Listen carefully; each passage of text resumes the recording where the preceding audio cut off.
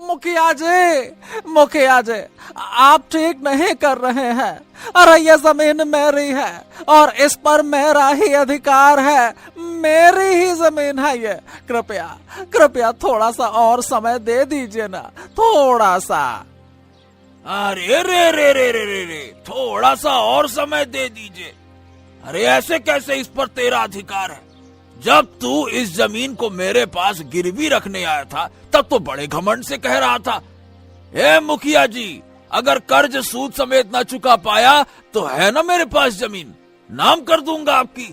इतना काहे सोचते हो? कर्ज दे दो, ये दे दो। है बेटा, अब क्या हुआ बोल।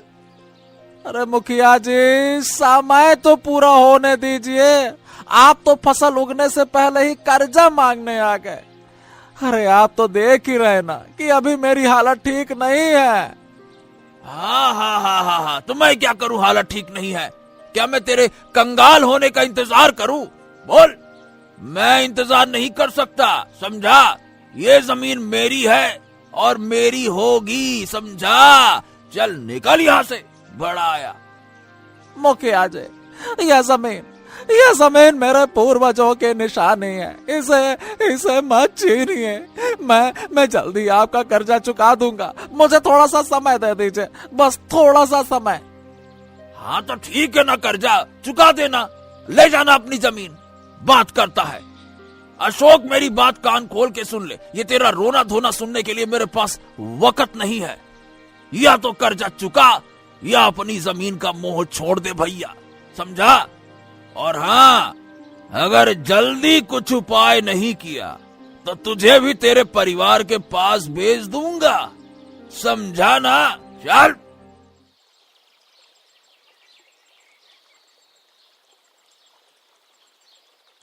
आदित्य एक गरीब मजदूर था। उसने अपनी पूरी जिंदगी संघर्ष में बिताई थी। उसके जीवन में उसकी बीमार पत्नी और जवान बेटी ही उसका सहारा थी। लेकिन गांव का मुखिया राघव उनकी जिंदगी में परेशानियों का कारण बन रहा था। एक दिन सावित्री और उसकी पुत्री सुलेखा बैठे हुए बात कर रहे थे। बाहर का मौसम बहुत खराब था। सुबह से लगातार बारिश हो रही थी। उसी बारिश में भीगता हुआ आदित्य अपने घर आ पहुंचा। आदित्य को देखकर उसकी पुत्री सुलेखा मुस्कुराते हुए बोली, बाबा, आप इतनी देर से आए, खाना भी ठंडा हो गया। आज फिर से खेत पर ज्यादा काम कर लिया क्या? हाँ बेटिया, मुखिया ने आज बिना वजह सबको देर तक रोके रखा। अरे वो चाहता है कि हम गरीब लोग हमेशा उसके सामने झुके रहें। लेकिन मैं कभी हार नहीं मानूंगा। लेकिन बाबा, इतना काम करके भी हमारे घर में मुश्किल से खाना आता है। वो मुखिया हमें क्यों चैन से नहीं जीने देता? हाँ बेटिया सुलेखा, गरीब की जिंदगी ऐसी ही होती है। मेहनत करो, फिर भी दूसरों की नजरों में गलत ठहराए जाओ। लेकिन बेटा याद रखना, मेहनत और ईमानदारी हमारा सबसे बड़ा सहारा है। तभी सावित्री खांसते हुए बोली, आदित्य, सुलेखा ठीक कह रही है। ये मुखिया सिर्फ तुम्हारी मेहनत का फायदा उठाना चाहता है। हमें कुछ ना कुछ तो करना ही चाहिए। तुम्हारी तबीयत ठीक नहीं है सावित्री।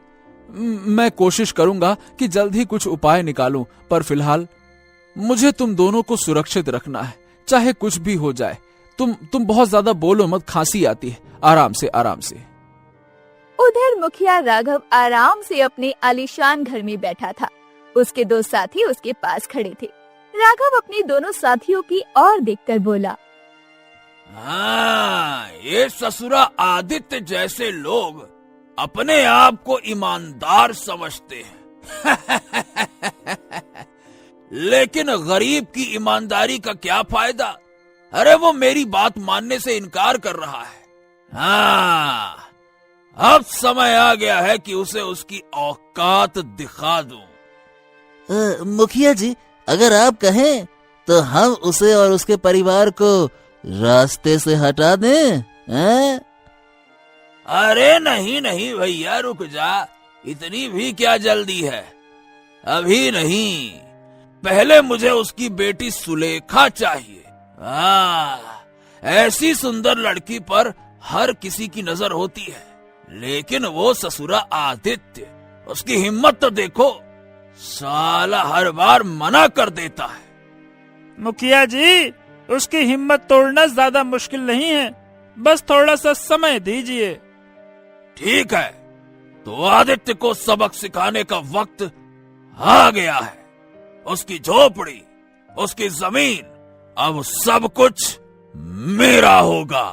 हाँ।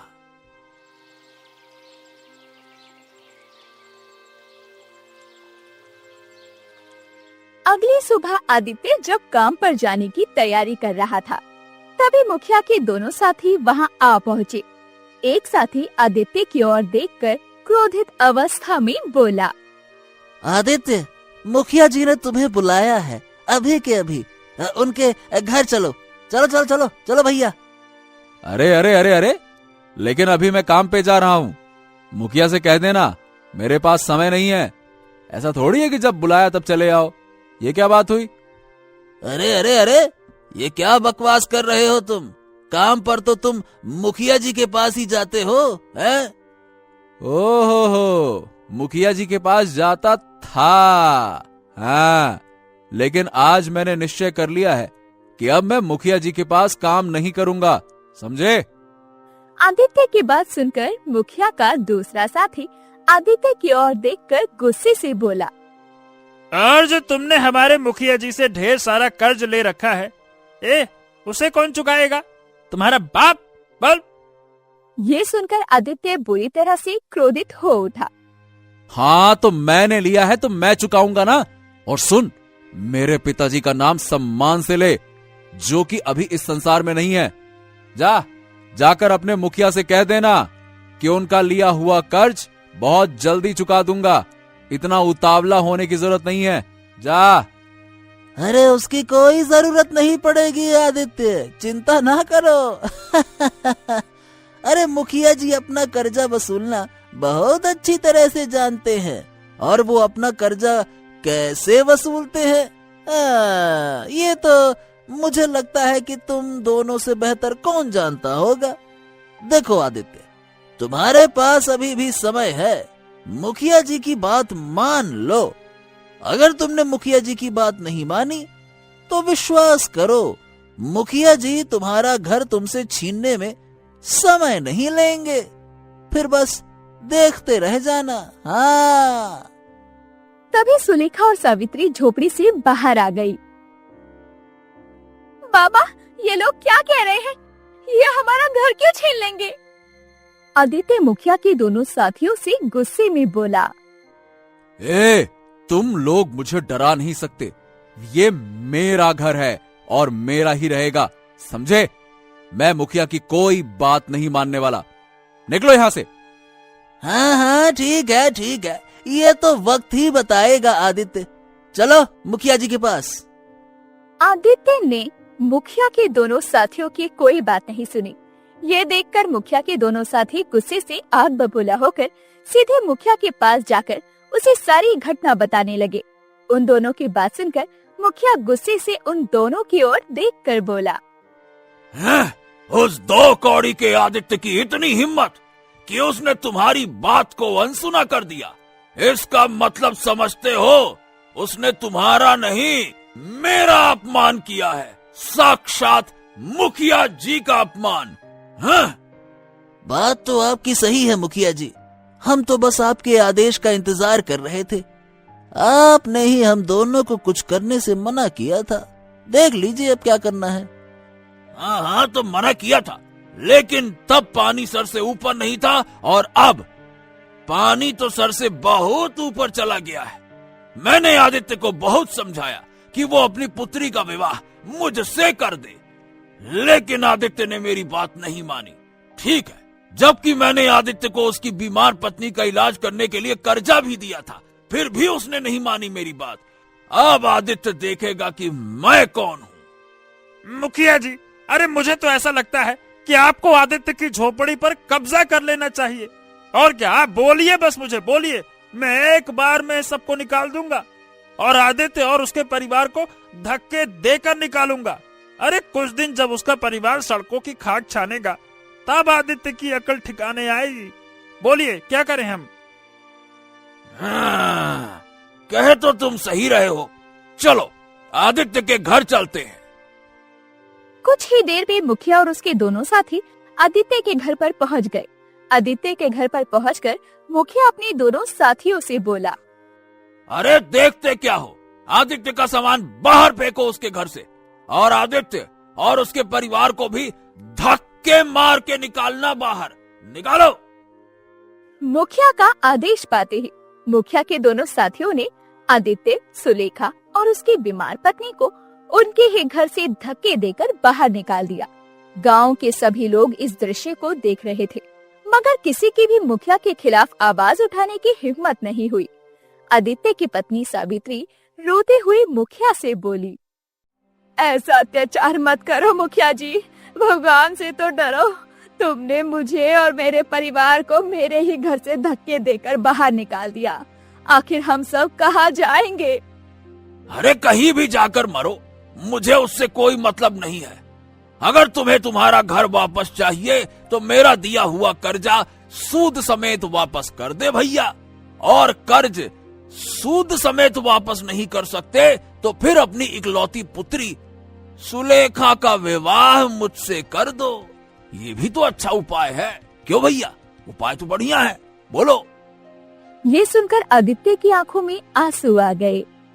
मुखिया जी, तुम्हें शर्म आनी चाहिए, शर्म। मेरी बेटी तुम्हारी बेटी की उम्र की है। आहा, ये क्या बातें कर रहे हो? देखो इन बातों से ना अब मुझे कोई फर्क नहीं पड़ता है। अरे दिल आ गया है तुम्हारी बेटी पर, मतलब ये है कि पसंद आ गई है। देखो भैया, फैसला तुम्हारे हाथों में है, मुझे ना उलझाओ, ठीक है? मैंने फैसला तुम्हारे ऊपर छोड़ दिया है, या तो मेरा कर्जा दे दो या तो अपनी बेटी, बस। मुखिया और उसके साथियों ने झोपड़ी पर कब्जा कर लिया। आदित्य और उसका परिवार बेघर होकर सड़क पर आ गया। बेचारी सावित्री इस सदमे को बर्दाश्त नहीं कर पाई और वहीं रास्ते में गिर गई। आदित्य, अब मैं और नहीं सह सकती, ये सब सहने की मुझ में हिम्मत नहीं है। सावित्री, सावित्री, तुम हमारी ताकत हो, हमें लड़ना होगा। नहीं सावित्री, नहीं नहीं नहीं नहीं, तुम हमें छोड़कर नहीं जा सकती, हमें छोड़कर नहीं जा सकते। माँ, हमें आपकी जरूरत है, आप इतनी जल्दी हार नहीं मान सकती। लेकिन सावित्री ने दम तोड़ दिया। आदित्य और सुलेखा उसकी लाश के पास बैठकर रोने लगे। सावित्री की मौत ने आदित्य को भीतर तक तोड़ दिया, लेकिन अपनी बेटी सुलेखा की खातिर उसने हिम्मत नहीं हारी। सावित्री का अंतिम संस्कार करके आदित्य और सुलेखा रात के समय जंगल की ओर चले गए। चारों ओर अंधेरा था, जानवरों की आवाजें गूंज रही थी। आदित्य का अपनों का सहारा छूट चुका था। अब आदित्य और उसकी बेटी सुलेखा के पास केवल जंगल की अनजान राहें थी। लेकिन इस अंधकार में भी आदित्य ने हार मानने से इनकार कर दिया। बाबा, ये जंगल कितना डरावना है, हमें यहाँ रुकना चाहिए। आप भी बहुत थके हुए लग रहे हैं। हाँ, डर को अपने पास मत आने दे बेटा। ये अंधेरा बस आज की रात का है, कल का सूरज हमारी नई शुरुआत लेकर आएगा। कुछ दूरी पर उन दोनों को एक झोपड़ी दिखाई दी। झोपड़ी के बाहर आग लगी हुई थी। ये देखकर सुलेखा आदित्य से बोली, बाबा, वहाँ देखिए, शायद वहाँ पर कोई रहता है, हमें उनसे मदद मांगनी चाहिए। हाँ बेटिया सुलेखा, चलो, मुझे उम्मीद है कि वो हमें शरण देंगे। चलो चलो। आदित्य ने और सुलेखा ने झोपड़ी के पास जाना सही समझा। झोपड़ी के अंदर साधु ध्यान में बैठे थे। साधु महाराज, हमें मदद की जरूरत है, क्या आप हमें अपनी छत के नीचे पनाह देंगे? साधु आंखें खोलकर आदित्य और सुलेखा की ओर देखने लगे। आओ बच्चों, इस संसार में हर प्राणी का अधिकार है कि वो कहीं शांति से रह सके। क्या तुम दोनों भूखे हो? हाँ साधु महाराज, लेकिन भूख से बड़ा गम तो हमारी जान लेने पर उतारू है। हमने सब कुछ खो दिया साधु महाराज, सब कुछ खो दिया है। बेटा, जो खोता है वही पाने का मार्ग ढूंढता है। यही सृष्टि का नियम है। बच्चों, तुम दोनों के चेहरे देखकर लग रहा है कि जैसे तुम्हारे साथ कुछ बुरा हुआ है, कुछ ऐसा जो नहीं होना चाहिए था। साधु की बात सुनकर आदित्य की आंखें भर आई और सुलेखा फूट फूट कर रोती हुई साधु को सारी घटना बताने लगी। सुलेखा की बात सुनकर साधु उन दोनों की ओर देखकर बड़े ही शांत स्वर में बोले, तुम्हारे साथ जो अन्याय हुआ है उसका हिसाब समय जरूर करेगा, पर पहले तुम्हें अपनी आत्मा को मजबूत करना होगा। आज से तुम दोनों मेरे साथ इस झोपड़ी में रह सकते हो। उस दिन के बाद सुलेखा और उसका पिता आदित्य जंगल में साधु के पास उसकी झोपड़ी में ही रहने लगे। मगर कुछ दिनों के बाद आदित्य बीमार रहने लगा। सच तो ये था कि आदित्य अपनी पत्नी की मौत का गम भूल नहीं पा रहा था। उसकी आंखों के सामने बार बार उसकी पत्नी का चेहरा आ रहा था और एक दिन आदित्य बीमारी की अवस्था में बुरी तरह से खांसने लगा। ये देखकर सुलेखा रोते हुए अपने पिता की ओर देखकर बोली, बाबा, आप यूं हार नहीं मान सकते, मुझे आपकी जरूरत है। आपने ही कहा था कि अंधेरा हमेशा नहीं रहता। बेटी, मेरी लड़ाई अब खत्म हो रही है, लेकिन तुम्हारी अभी शुरू हुई है। तुम्हें अपनी और अपनी माँ के लिए न्याय पाना होगा। याद रखना, तुम्हें मेरे और अपनी माँ के साथ हुए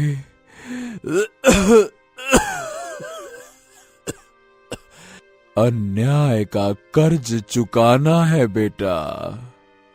पिताजी, मैं अकेले नहीं लड़ पाऊंगी, मुझे आपके सहारे की जरूरत है। आदित्य खांसता हुआ अपनी पुत्री की ओर देखकर बोला, बेटी, सहारे अक्सर इंसान को कमजोर बना देते हैं। इस दुनिया को जीतने की ताकत केवल वही रखता है जो अकेले चलने का साहस रखता है। मुझे तुम पर विश्वास है मेरी बिटिया, तुम ऐसा जरूर करोगी।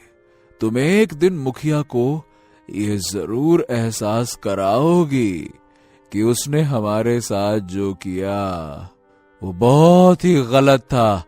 बिटिया, मुझे वचन दो बिटिया कि तुम मुखिया को ऐसा सबक सिखाओगी, ऐसा सबक सिखाओगी कि आने वाली पीढ़ियां उसको याद रखेंगी। आने वाली पीढ़ियां और फिर कोई दूसरा मुखिया किसी और आदित्य और सावित्री के साथ ऐसा नहीं कर पाए। इतना बोलकर आदित्य ने दम तोड़ दिया और सुलेखा अविश्वास भरी नजरों से अपने पिता को देखकर फूट फूट कर रोने लगी।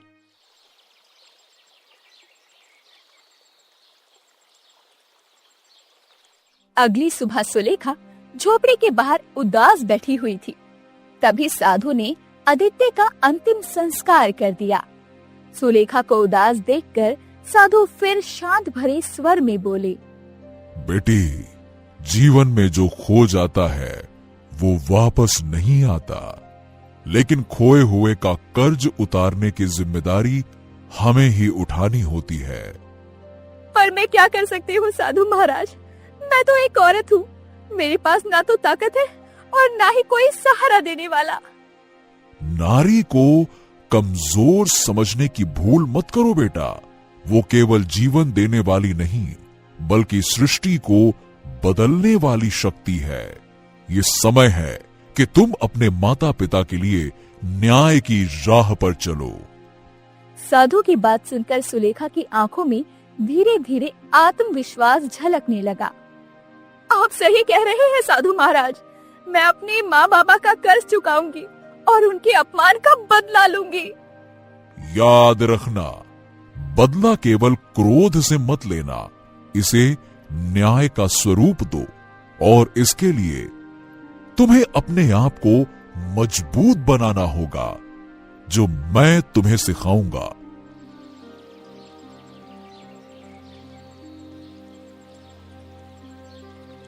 सुलेखा ने साधु के आश्रम में सीखना शुरू कर दिया। साधु उसे आत्मरक्षा और कठिन परिस्थितियों में जीवित रहने के गुण सिखाते हुए बोले, तुम्हारे मन की शांति ही तुम्हारी सबसे बड़ी ताकत है। जब मन शांत होगा तो तुम सही और गलत का फर्क समझ पाओगी। साधु महाराज, मैं वो हर हुनर सीखूंगी जो मुझे अन्याय के खिलाफ खड़ा होने की ताकत देगा। धीरे धीरे सुलेखा आत्मनिर्भर और मजबूत हो गई। उसकी आंखों में आत्मविश्वास और बदले की लपटें साफ झलकने लगी। एक दिन सुलेखा पानी भरने के लिए झोपड़ी से कुछ दूर स्थित तालाब पर जा रही थी। तभी उसकी नजर एक बेहोश युवक पर पड़ी। बेहोश युवक को देखकर सुलेखा अपने आप से बोली, हे भगवान, ये कौन है और यहाँ इस हालत में क्या कर रहा है? सुलेखा पानी का घड़ा रखकर युवक के पास चली गई और युवक के चेहरे पर पानी छिड़कने लगी। युवक धीरे धीरे होश में आ गया। युवक के होश में आते ही सुलेखा उसकी ओर देखकर बोली, कौन हो तुम और तुम यहाँ पर बेहोश कैसे हुए? वो युवक कमजोर आवाज में सुलेखा की ओर देखकर बोला, पानी पानी। आपको चोट लगी है, रुकिए, मैं आपको झोपड़ी तक ले चलती हूँ।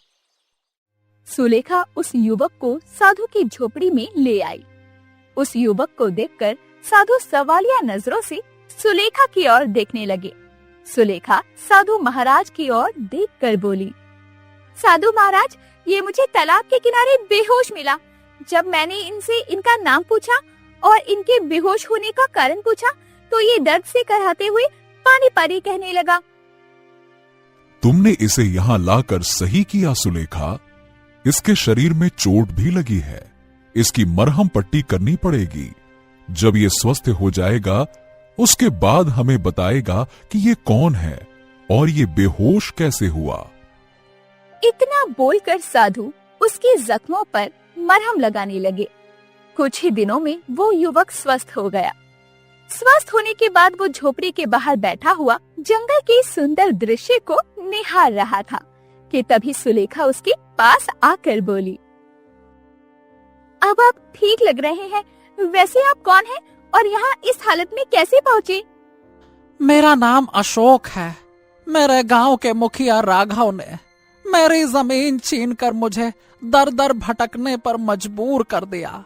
मुखिया ने मेरे अनाथ होने का फायदा उठाया।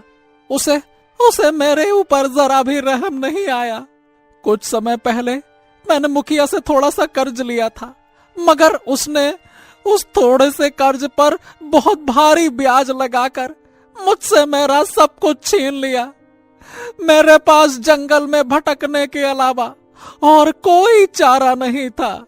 जब मुखिया ने मुझे मेरे ही घर से निकाल दिया तब मैं निराश होकर इस जंगल की ओर निकल आया और कई दिनों तक भूखा प्यासा भटकता रहा और एक तालाब के किनारे जाकर मैं बेहोशी की गहराइयों में कब समा गया, मुझे पता ही नहीं चला। राघव, ये वही राघव है जिसने मेरे पिता को घर से निकाल दिया था। उसकी वजह से मेरी माँ और पिता दोनों इस दुनिया से चले गए। क्या तुम आदित्य की बेटी हो? मैंने तो सुना था कि आदित्य जी का परिवार भी तबाह हो गया, लेकिन तुम कैसी हो? जैसे तुम पहुँचे, संघर्ष करते हुए। लेकिन अब मैंने ठान लिया है कि मैं अपने माँ बाबा का कर्ज उतारूंगी और राघव से हर अन्याय का हिसाब लूंगी। तुम अकेली हो? ये रास्ता बहुत कठिन है। राघव जैसे लोग ताकत और चालाकी से काम करते हैं। तभी साधु झोपड़ी से बाहर आकर अशोक की ओर देखकर बोला, सुलेखा अकेली नहीं है। इसके इरादे और सच्चाई उसके साथ हैं और अब तुम भी उसके साथ उसकी मदद करोगे। हाँ साधु महाराज, अब मैं भी सुलेखा के साथ हूँ। अगर ये अपने परिवार के लिए लड़ रही है तो ये मेरी भी लड़ाई है। मुझे भी अन्याय के खिलाफ खड़े होना पड़ेगा। समय ऐसे ही बीतता रहा। एक दिन साधु अशोक से बोले, अशोक, तुमने जो साहस दिखाया वो प्रशंसा के योग्य है, लेकिन इस लड़ाई में तुम्हारा और सुलेखा का एक होना आवश्यक है। ये केवल एक सुझाव है, निर्णय तुम्हारा होगा। अशोक सुलेखा की ओर देखकर बोला, अगर सुलेखा सहमत है तो मुझे इस पर कोई आपत्ति नहीं है। अगर ये हमारे संघर्षों को और मजबूत करेगा तो मैं भी तैयार हूँ। साधु ने सुलेखा और अशोक का विवाह उसी समय संपन्न कर दिया। विवाह के 1 साल के बाद सुलेखा ने एक बेटे को जन्म दिया। अशोक और सुलेखा ने अपने बेटे का नाम अर्जुन रखा। अर्जुन का बचपन भी साधु की देखरेख में बीतने लगा और देखते ही देखते अर्जुन 10 वर्ष का हो गया। साधु उसे नैतिकता और न्याय की शिक्षा देते हुए बोले, याद रखना बेटा, अन्याय के खिलाफ खड़े होने के लिए साहस की जरूरत होती है और ये साहस तुम्हारी आत्मा से आती है।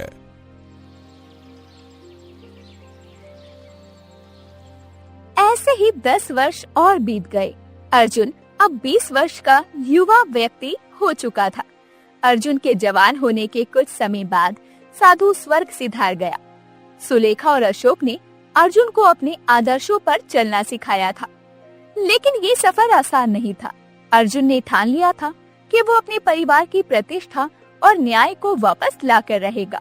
कुछ समय के बाद अर्जुन अपनी माँ सुलेखा से बोला, मैं अपनी माँ और नाना के अपमान का बदला जरूर लूंगा और राघव को उसके किए की सजा दिलवाऊंगा। बेटा, ये मत भूलना कि हमारा मकसद केवल बदला नहीं बल्कि न्याय भी है। हमें अपनी सिद्धता पर अड़िग रहना होगा। मैंने सोच लिया है माँ कि मुझे अब क्या करना है। मैं कल गांव जा रहा हूँ। मुझे पता है कि मुखिया से बदला कैसे लेना है। अर्जुन, जो भी करना बहुत सोच समझ कर करना। राघव चालाक और ताकतवर है। उसके पास धन और सत्ता है। तुम्हें हर कदम सोच समझ कर उठाना होगा, लेकिन हमें विश्वास है कि तुम सही राह पर चलोगी। माँ, पिताजी, मैं आपकी दी हुई शिक्षा को नहीं भूलूंगा। ये लड़ाई केवल हमारे परिवार की नहीं बल्कि गांव के हर उस इंसान की है जिसे राघव ने सताया है।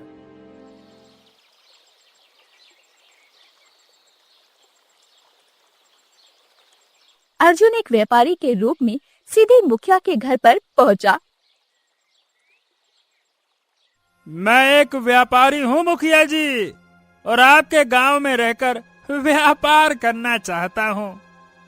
ओ, तो तुम व्यापारी हो भैया, लेकिन हमारे गांव में यहाँ व्यापार करने का मतलब है कि मेरी शर्तों पर काम करना। मुखिया जी, मैं यहाँ किसी की जमीन का अधिकार लेने नहीं आया हूँ। मैं तो बस व्यापार करना चाहता हूँ। आप जैसे सम्माननीय व्यक्ति का सहयोग मेरे लिए सौभाग्य होगा। यहाँ आकर मुझे आपके दबंग स्वभाव के बारे में पता लगा। मुझे आप जैसे व्यक्ति बहुत ज्यादा पसंद है, इसलिए मैंने फैसला किया कि मेरे व्यापार में जो भी लाभ होगा, आधा लाभ मैं आपको भेंट स्वरूप प्रदान करूंगा। ये सुनकर राघव प्रसन्न हो गया। हाँ, ये तो बहुत अच्छी बात है। वैसे भैया, तुम्हारा नाम क्या है? नाम मेरा नाम अर्जुन है मुखिया जी। हाँ तो भैया अर्जुन, जब तुम अपने व्यापार में से आधा लाभ मुझे दे दोगे, तो फिर तो मेरा भी कर्तव्य बनता है कि मैं तुम्हारे लिए कुछ करूं। तो सुनो, आज के बाद से तुम मेरे ही घर पे रहोगे, ठीक है?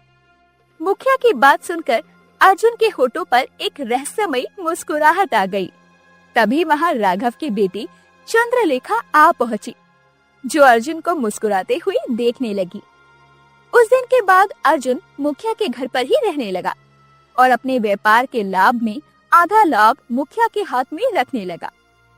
मुखिया को सब कुछ मुफ्त में मिल रहा था, इसीलिए मुखिया बहुत ज्यादा प्रसन्न था। एक दिन अर्जुन कक्ष में बैठा हुआ हिसाब किताब जोड़ रहा था कि तभी वहाँ पर चंद्रलेखा आ पहुँची और अर्जुन की ओर देखकर बोली, तुम कितनी मेहनत से व्यापार करते हो, परंतु एक बात मुझे अभी तक समझ में नहीं आई, जो मैं तुमसे काफी दिनों से पूछना चाह रही थी। हाँ हाँ, पूछिए पूछिए, क्या पूछना है आपको? तुम अपने व्यापार में आधा लाभ मेरे पिताजी को क्यों दे देती हो? चंद्रलेखा की बात सुनकर अर्जुन मुस्कुराते हुए बोला, हाँ, सच बताऊं चंद्रलेखा, तो मैं तुम्हारे पिताजी को आधा लाभ सिर्फ तुम्हारी वजह से देता हूँ।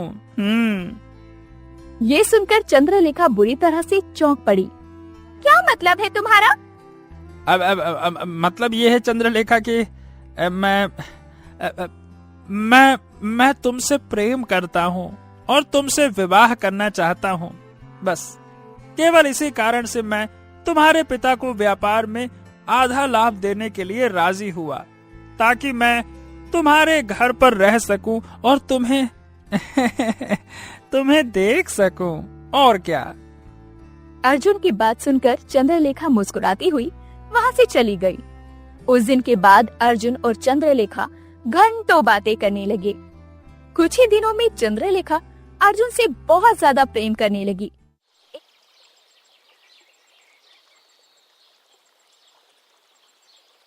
एक दिन मुखिया अर्जुन से बोला, देखो अर्जुन, मुझे पता है कि तुम और चंद्रलेखा घंटों बातें करते हो। कल मैंने तुम दोनों की बातचीत सुन ली, समझे?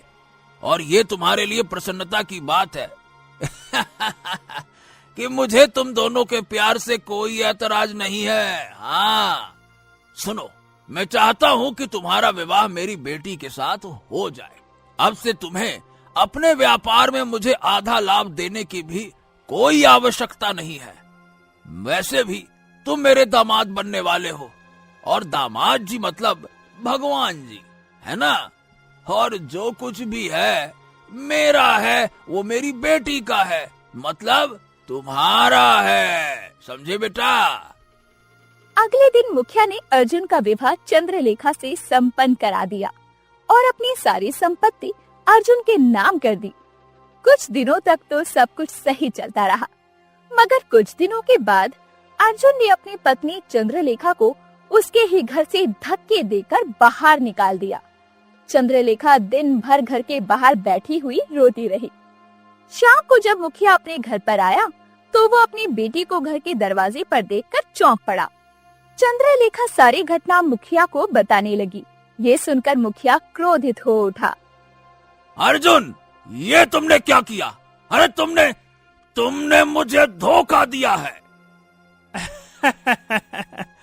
ये धोखा नहीं है मुखिया जी, नहीं नहीं नहीं नहीं, इसको न्याय बोलते हैं। ये जमीन, ये घर और ये संपत्ति गांव के लोगों को डरा धमका कर उनके साथ बेईमानी करके बनाई गई है। आज वही तुम्हारे हाथ से निकल गया। ये सब तुम्हारे कर्मों का फल है मुखिया जी। हाँ। मुखिया चंद्रलेखा को लेकर सारे गांव में भटकने लगा, मगर किसी ने भी मुखिया की मदद नहीं की। थक हार कर मुखिया अपनी बेटी चंद्रलेखा को लेकर राजा विक्रम के महल में पहुंच गया और राजा विक्रम को सारी घटना बताने लगा। चंद्रलेखा के आंसू देखकर राजा विक्रम क्रोधित हो उठा और अपने सैनिक की ओर देखकर बोला, जाओ, जाकर अर्जुन को इसी समय यहाँ पर बुला कर ले आओ, जाओ।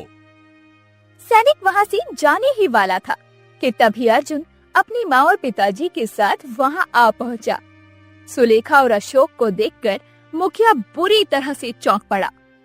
क्या हुआ मुखिया, अब नजरें क्यों चुरा रहे हो? मुझे पहचानते हो मुखिया कि भूल गए हो? बोलो। मुखिया के चेहरे पर अचानक डर झलकने लगा। ये देखकर राजा विक्रम मुखिया से बोला, क्या हुआ? तुम्हारे चेहरे पर इन दोनों को देखकर अचानक से डर क्यों झलकने लगा? इन दोनों के साथ जो युवक आया है, यही अर्जुन है क्या? तभी सुलेखा राजा विक्रम से बोली, हाँ महाराज, ये मेरा बेटा अर्जुन है और आपके सामने जो बूढ़ा युवक अपनी बेटी चंद्रलेखा को लेकर आपके महल में न्याय की गुहार लगाने आया है, ये इस संसार का सबसे बड़ा अन्याय है। इतना बोलकर सुलेखा राजा विक्रम को मुखिया की सारी करतूत बताती हुई बोली, महाराज, ये केवल मेरे परिवार की नहीं बल्कि पूरे गांव की कहानी है। राघव जैसे लोग सत्ता का दुरुपयोग करते हैं और गरीबों का जीवन तबाह कर देते हैं। तुम्हारे साहस और संघर्ष के लिए हम तुम्हें बधाई देते हैं और राघव को उसके अपराधों के लिए दंडित किया जाएगा। राजा विक्रम ने राघव को आजीवन कारावास की सजा सुनाई। चंद्रलेखा, जो अब असहाय महसूस कर रही थी, वो अर्जुन से बोली, अर्जुन, तुमने मेरे साथ ऐसा क्यों किया? क्या तुम्हारा प्यार भी झूठा था? नहीं चंद्रलेखा, मेरा प्यार झूठा नहीं था, लेकिन मैं अपने परिवार और गांव के अन्याय का बदला लिए बिना नहीं रह सकता था। मैं तुम्हें इसके लिए दोषी नहीं मानता। तुम मेरे साथ रह सकती हो, अगर तुम चाहो तो। अर्जुन, आज तुमने अपनी माँ और नाना का कर्ज उतार दिया। माँ, ये तो मेरा कर्तव्य था।